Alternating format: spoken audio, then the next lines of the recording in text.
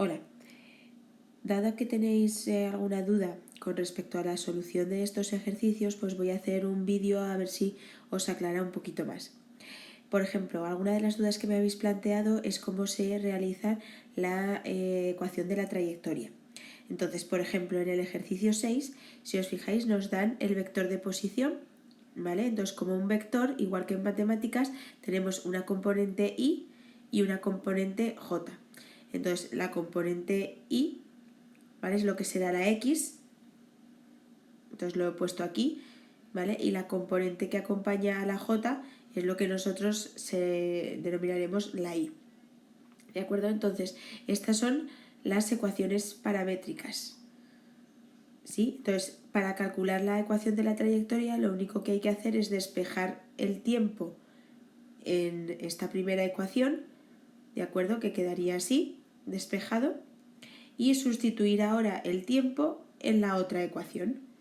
Entonces lo elevamos al cuadrado y ponemos menos 3 por todo esto. Haciendo cuentas, evidentemente cuentas sencillas, matemáticas, mínimo como múltiplo, etc. Al final tenemos esta expresión. Espero que con esta explicación os quede claro cómo es el vector de posición, cómo se obtienen las ecuaciones paramétricas y cómo se obtiene la ecuación de la trayectoria. Evidentemente también tenéis que saber calcular el vector de posición en diferentes tiempos, que es simplemente sustituir el tiempo por los valores que nos dan, y por supuesto el vector de desplazamiento, que sabéis que es el vector que va desde la posición final hasta la posición inicial de cada caso. Evidentemente lo tenéis que poner en forma de vector y si nos piden el módulo, pues ya sabéis calcular el módulo. Es verdad que en estos ejercicios estamos utilizando muchas de las cosas aprendidas en matemáticas de los vectores. Voy a explicar ahora el ejercicio 8, que es el que más dudas puede generar.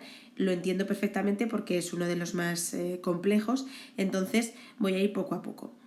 Al principio nos dan en este ejercicio, como veis, los valores de la velocidad en eje X y el valor de la velocidad en el eje Y. Son las componentes de la velocidad en los dos ejes. Entonces, para ponerlo en forma de vector con y j, pues lo mismo que hemos hecho antes con el vector de posición. Lo que lleva la x es lo que será la componente y lo que lleve la y será lo que lleve la componente j. Entonces ya tenemos, por tanto, el vector velocidad. En el primer ejercicio, el primer apartado, nos preguntaban la aceleración media. La aceleración media es la variación de la velocidad partido por la variación del tiempo y nos preguntaban en el primer segundo.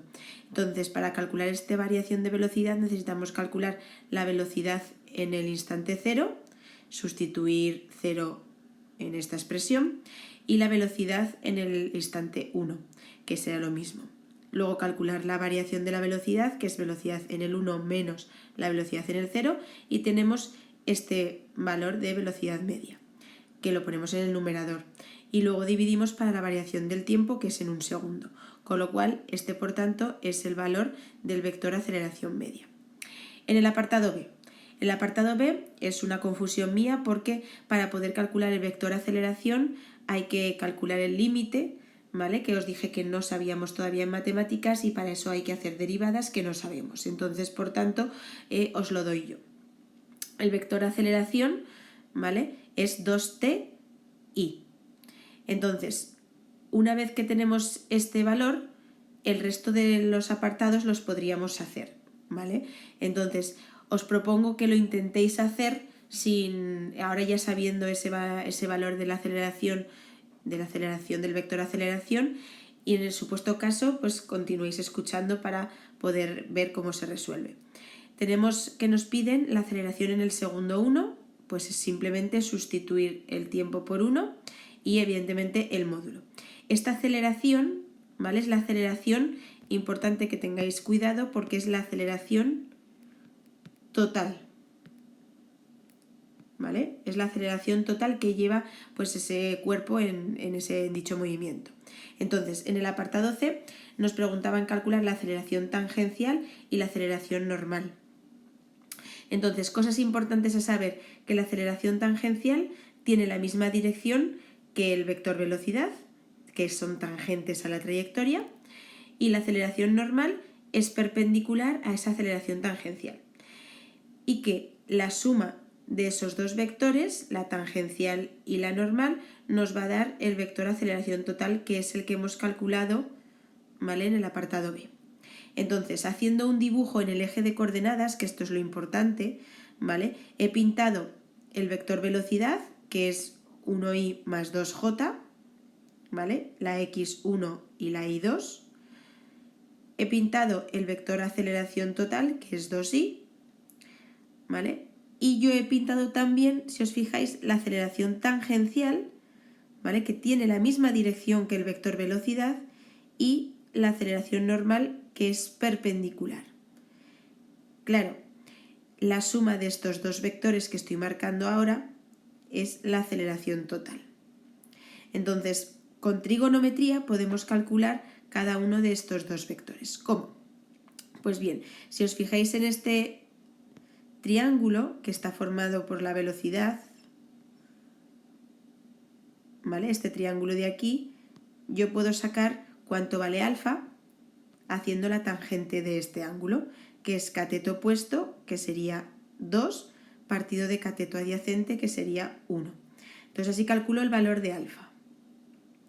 Entonces, fijándome ahora en este otro triángulo que comparten alfa, ¿vale?, que es un triángulo también rectángulo, pues yo pongo que el coseno de alfa, ¿vale?, es cateto adyacente, que sería la aceleración tangencial, partido por la hipotenusa, que es la aceleración total.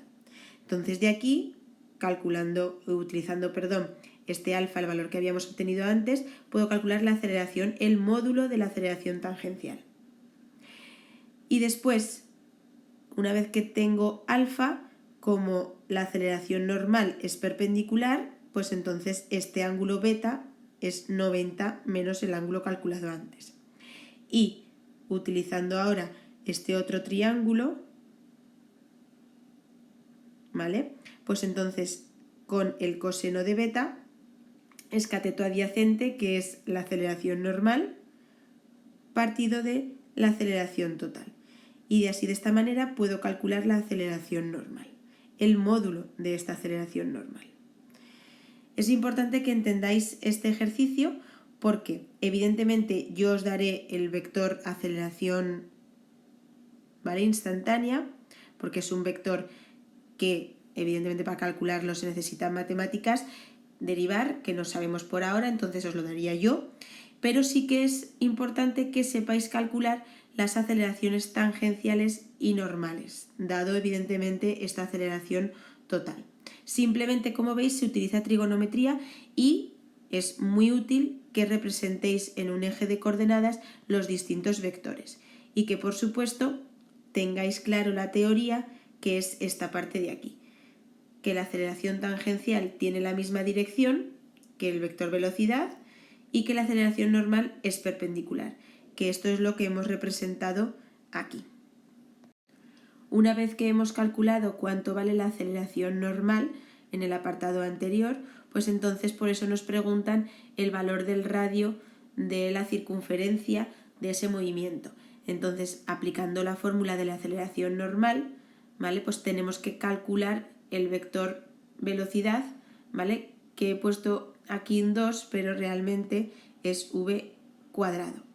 Entonces, se calcula el vector velocidad, el módulo de ese vector, ¿vale?, que es raíz de 5, entonces al cuadrado es 5, partido de r, donde se obtiene al final, despejando, cuánto vale el radio de la circunferencia. Resumiendo, en este tipo de ejercicios tenéis que saber y controlar bien el concepto de vector de posición, vector desplazamiento, así como las ecuaciones paramétricas y la ecuación de la trayectoria, que ya hemos explicado cómo se hace. En cuanto al vector velocidad, pues velocidad media. La velocidad instantánea no la tenéis que saber porque se utilizan las matemáticas, entonces sería un dato que os daría yo, pero sí que el vector velocidad media tenéis que saber que es variación del desplazamiento en función del tiempo, que eso sí que lo podemos calcular, Y luego, en cuanto al vector aceleración, ¿vale? Si es la aceleración instantánea, también os lo daría yo, pero sí que tenéis que saber vosotros la aceleración media, que es la variación de v partido por la variación del tiempo, y conocer bien las componentes intrínsecas, que son la aceleración tangencial y la aceleración normal, que esta última, la fórmula nos relaciona esta aceleración normal con el radio de la circunferencia. Esto en principio serían todos los conceptos que tenéis que saber.